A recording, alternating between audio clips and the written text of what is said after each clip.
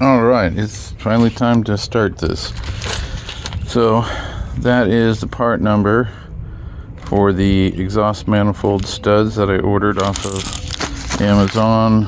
Like I said, they were about $5. There's our header, there's our gasket that says Banks on it. That's all cool. I don't know if it's going to make any big difference, but it is a California CARB compliant. It comes with a sticker and everything.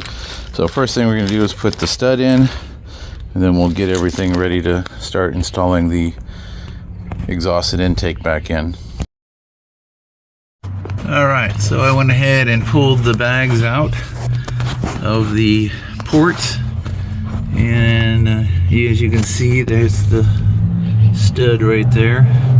It is a different thread pitch on the part that sticks out, and it is a little bit longer, but that's all good. It's not going to make any difference as long as we have a nut, which we do. So the front one's fine, and that's of course, but it threads in, and that's all we're worried about. So next we're going to get the gasket. I'm going to wipe that down one more time just to make sure that it's dry and doesn't have any stuff left on it. Then we're going to get the gasket and set it up in there, and we will put the exhaust manifold in first, and we're just going to finger tight everything so we can come back and torque all the bolts at the same time. Okay, so the gasket I took out was basically just the exhaust manifold. It was separate. Matter of fact, it's floating around back here somewhere. Here it is.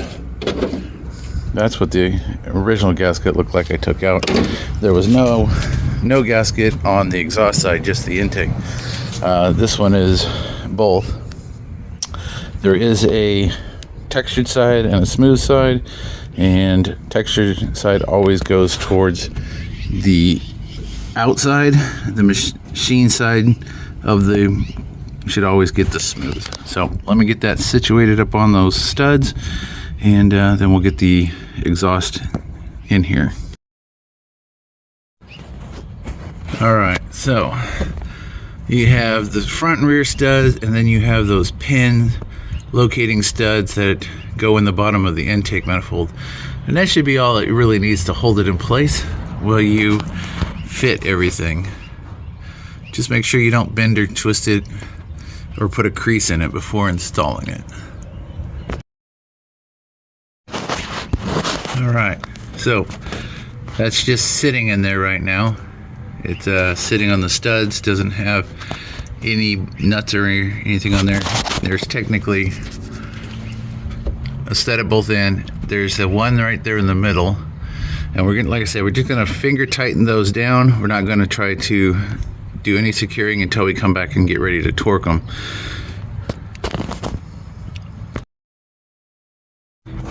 Okay, so the 3 exhaust bolts are finger tight, basically just so that it doesn't rattle when you shake it. And now we're going to go ahead and get the intake manifold and get its bolts started. Same thing.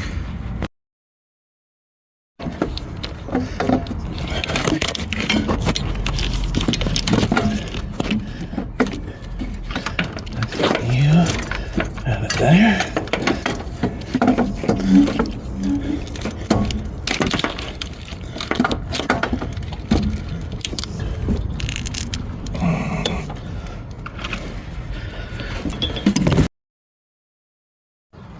Okay, so intake is easier to install if you put the back end down and then try to fit it onto the 2 pins.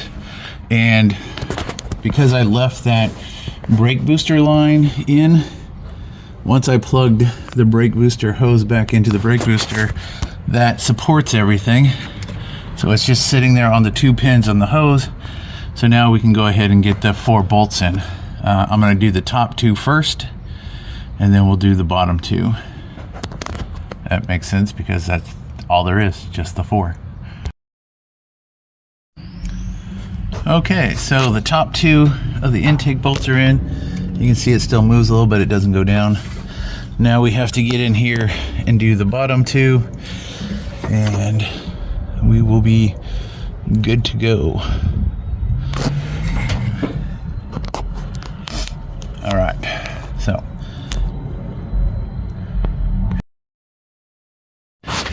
All right, so I got the front lower in. I'm able to get it over this front tube and between that tube, but the rear one seems to be more of a challenge. So I'm gonna have to crawl down underneath, I think, and see if I have any room to reach up and install the last bolt. All right, so I was able to get the extension in the socket between the tube and the intake manifold with the nut on, or the bolt in, but no washer. I had to put the washer in my fingers and then feed the socket through it to make it work. It's a bit fiddly, but I tried a bunch of different angles, and this was the only way I can get that in there. So if you have two people, it'll probably take you like 10 minutes or less. For me, well, I got one good hand, one bad hand, and I'm working by myself, so it took a little bit of finessing, but I finally got it in there. Now I got to get it stuck down like the other one, and then I can come back and torque everything down. And as you can see, it is snug down as well. So I need a deep socket for that very last one, and the rest are just standard sockets. So I'm gonna go get my torque wrench. I'm gonna get the torque specs for that. I don't know if they came in the book for the bank setter. I'll look in there. If not, I'll Google it real quick, and then I'll be right back. Okay, so the torque specs is 25 foot-pounds for both the intake and exhaust side of the bolts. They want you to start in the middle and go, middle is 1, down to the under one is 2, 3, 4, 5. It's got a little diagram in the book. That's what they want you to follow. So that's what you want to do. Basically starting in the middle and working your way out. So you want to do, of course, the most difficult ones first. Well, except for the very first one. So we'll get the very first one in, then we'll go down and do the other two, and then come back and finish the rest. Okay, so all the bolts are torqued to 25. After I run it a few times, it's going to be a bit before I do that. Then I'll go back and double check it. I hooked the two bolts that hold the fuel lines to the bottom of the intake on while I was underneath, so that just needs to be tightened up. I went ahead and plugged the fuel lines back into the fuel rail. Now I can start going through and plugging everything back in. But I'm going to go ahead and start with the bottom and get those tightened.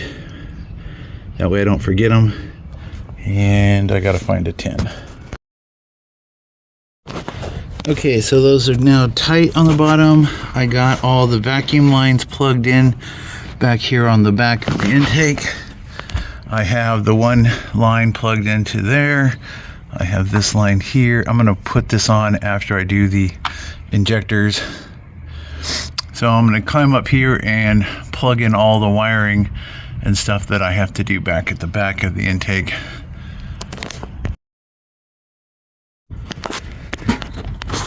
Okay, so all the plugs, the throttle body, the vacuum, this, I don't even know what switch that's for. The bolt is back in that holds that harness group to that back thing.